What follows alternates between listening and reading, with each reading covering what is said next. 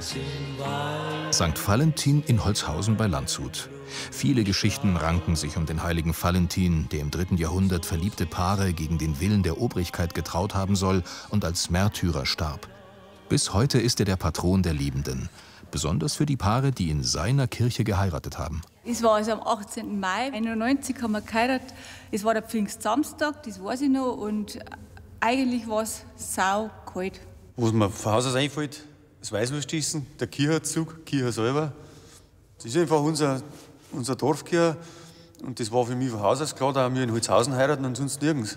Es gibt nichts mehr, was uns beide trennen kann. Das war der Freitag, der 17. Juni 1960. Das hat es nicht gelitten, dass man wer geheiratet hätten. Der Tag des heiligen Valentin wird in der Pfarrgemeinde Holzhausen mit einem ganz besonderen Brauch in Ehren gehalten. Valentini-Zetteln, Plätzchen, eigentlich kleine Brote werden hergestellt. Beim Bäcker Gerstmeier in Habach werden Weizenmehl und Wasser zusammengemischt und zum Schluss von Frauen der Pfarrei von Hand geknetet. Eigentlich bin ich das erste Mal dabei gewesen, da habe ich, ich habe 87 geheiratet, 88 war ich dann dabei. Bei der Teigherstellung für die Valentini-Zetteln mitzuhelfen, ist eine ehrenvolle Aufgabe. Das Team ist seit vielen Jahren konstant. Auch für Sieglinde Neudecker ist dieser Termin im Jahr verbindlich. Was verbindet mich? Einfach die Tradition. Das gehört zum Dorf, das gehört einfach zu uns. Wann dieser Brauch genau angefangen hat, weiß keiner mehr. Aber es wird erzählt, dass schon immer viele Menschen von weit her kamen, um am St. Valentinstag auch einige der dann gesegneten Brote zu bekommen. Als Schutz und Unterstützung für Leib und Seele. Früher haben sie gesagt, was ich bloß von der Erzählung weiß, dass die Leute, die nicht zu der Kommunion gehen haben dürfen, die haben die Valentini-Brote gekriegt. Im Pfarrheim in Holzhausen wird der ausgerollte Teig dann in kleine Stücke zerteilt, die mit einem St. Valentin-Stempel geprägt werden.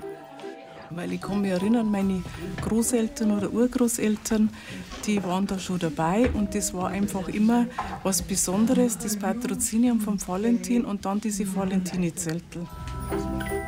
Erst zum zweiten Mal dabei ist Pater Altus. Er stammt aus Indonesien. Ihn freut es, dass seine Gemeinde ein so altes Brauchtum pflegt und dass so viele mitmachen. Genauso in Bezug auf den heiligen Valentin, wo Liebe wirklich in der Mittelpunkt steht.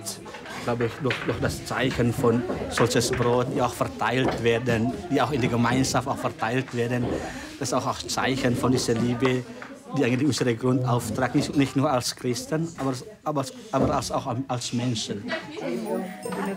In diesem Jahr werden die Valentini-Brote im Gottesdienst am kommenden Sonntag gesegnet und dann verteilt. Jetzt müssen die gestempelten Teigteile erst einmal 2 Tage trocknen, bevor sie beim Bäcker gebacken werden können. Etwa 22.000 Stück werden es wieder sein, haben die Holzhausener ausgerechnet. Vielleicht können die kultigen Valentini-Brote doch die Beziehung stärken. Zusätzlich natürlich. Was mein Rezept ist, das Wichtigste ist einfach zusammenhalten. Ein Mann nachgeben. Du spinnst nicht so, gell? Geduld brauchst du auch und man darf halt nicht immer jedem Problem gleich Flinte ins Korn werfen. Man muss das auch angehen und sagen, das schaffen wir. Und wenn es im Großen und Ganzen alles passt, dann läuft es. Der Segen vom heiligen Valentin scheint bis heute über Holzhausen zu liegen.